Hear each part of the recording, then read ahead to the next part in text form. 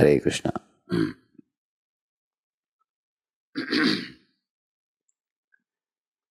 In the attainment of the supreme goal of life, which is Krishna Prem, the most important thing is the fixity of the ultimate goal in the heart, right in the beginning, after which penances, austerities, sacrifices, type of food one eats, type of activities one does, all these things can be spoken about. For example, penances means to cleanse the past impurities and sinful reactions by certain activities. They're called penances. Austerities means adopting certain principles of self-discipline, self-control. Like people go to the forest and perform severe austerities with body, mind and words to bring the senses and mind under control. They're called austerities. And sacrifices means those offerings of a higher nature offered to the Supreme Lord for His pleasure. They're called sacrifices. All these things carry any meaning or value or purpose only when the ultimate goal is clearly ascertained in the mind. Therefore, you will see in the 17th chapter, Krishna explains all these different things. Foods in different modes, sacrifices in different modes, austerities in different modes, penances in different modes, activities, workers in different modes, all these things he explains. And then he says, because as soon as you say different modes, the purpose is different. Like for example, somebody is giving charity with one hand and there is expectation in the other hand. We will do this and we will get this in return, something like that. So therefore he is saying that in the later part of 17th chapter, he says, Om Tat Sat. He says the Supreme Lord is glorified by these three activities. And the Rig Veda, it said, Om Tat Vishnum Paramam Padam Sada Pasyanti Surya. Just as Lakshmi is offering service at the lotus feet of Vishnu. In the same manner, one should offer all these things, ascertaining the ultimate purpose to be the Supreme Personality of Godhead. And should be done for His pleasure, it should be done for His satisfaction, it should be done without any expectation from Him, understanding this to be the supreme goal. So therefore, just like if you board a car, Uber, Ola, any car, the first thing He will ask you is your destination. Where do you want to go? Then He will fix the GPS accordingly. Then the car starts moving, otherwise you just don't start moving at all. Can somebody say that, okay, I have boarded the car, I'm not very sure where to go, you just start the car, let me tell you. Can you say that? Then you will say, I can't just move the car. Similarly, in the path of spirituality, we just don't take off from where we are unless we are clear about ultimately where do we want to go, whom do we want to attain, and why do we do what we do. So these things become very, very important. So in the whole Bhagavad Gita, you will find the middle 6 chapters, Lord Krishna is talking about Himself. It's about Bhakti Yoga, the Lord, the Jiva and the loving relationship. Every verse is selected verse. Although the 6th, 8th chapters talk about attaining Supreme and some yogic processes and everything, very soon Krishna brings it to the understanding that whatever processes you do, ultimately He is the one to be attained. He makes it very clear in the 9th and 12th chapters. You will find a very clear delineation of bhakti as the ultimate practice. So, in our daily chanting, one of the reasons why mind doesn't concentrate is because of non-ascertainment of the goal. Like for example, if one is moving in a car, you are not very clear about which road to take. You go here, you go there, you ask this person, you ask that person. The car is not able to take a singular direction towards the goal because of doubts, because of lack of clarity. There is some ambiguity. But when there is a purpose ascertained very clearly, this is the goal to be attained, then fixity comes in the goal. So, yesterday we were talking about Vyavasayatmika Buddhi, how the one-pointed goal with respect to senses, mind and intelligence is achieved. We are talking, for example, the mind has likes and dislikes. Even likes and dislikes we should have in relation to Krishna. How?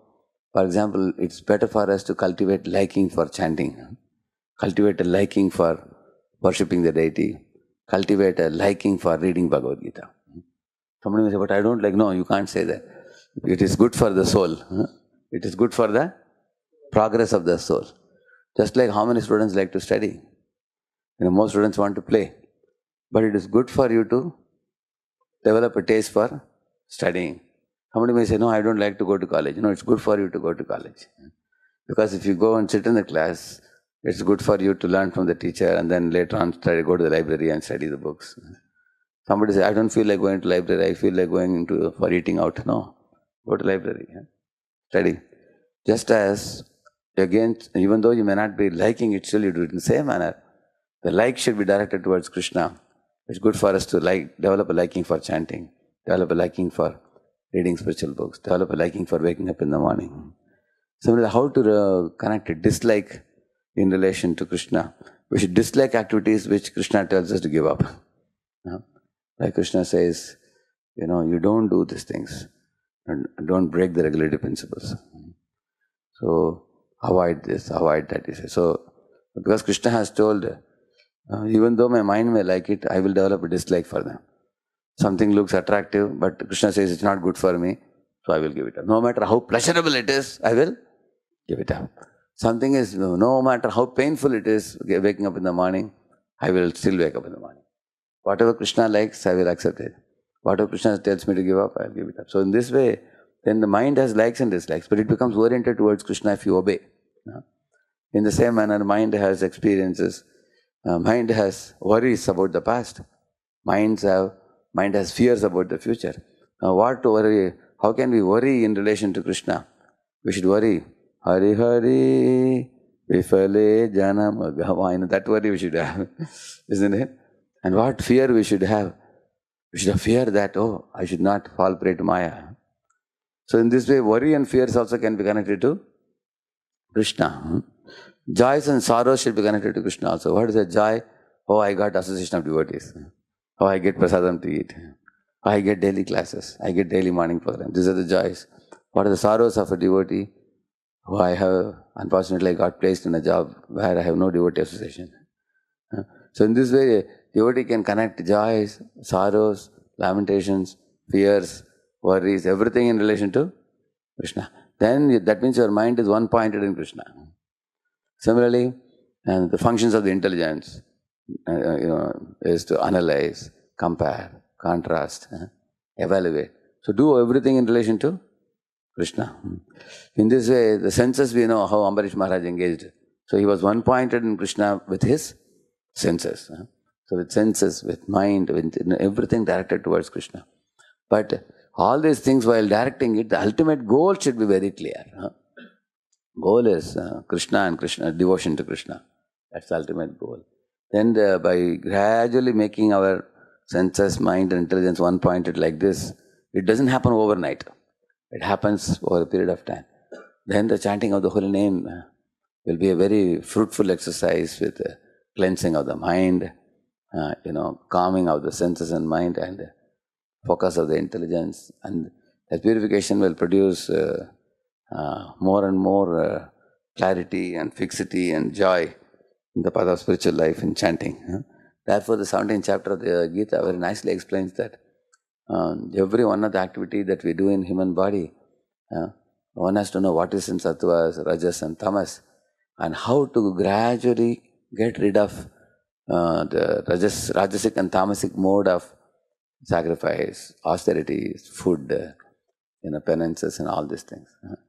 And then try to bring it to sattva. And then after bringing it to sattva, offer it to the Supreme Lord.